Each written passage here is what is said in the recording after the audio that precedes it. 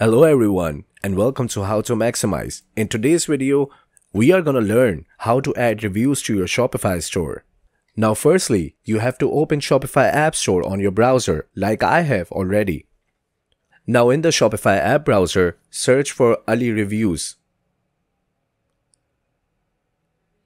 And here you go. Now you have got the apps which provide reviews on your product store. Now open the Ali Reviews product reviews. You can download many apps from here because they will all provide reviews for your store. So we are going to add this app to our store and it will provide reviews for your product store. That's how you get reviews on your product store without selling a single product. Now tap on Add App.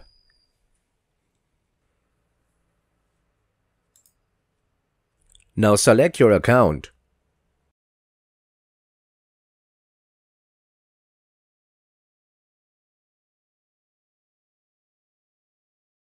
Now once you're on your Shopify store page, you can see the app integration. Now tap on Install App.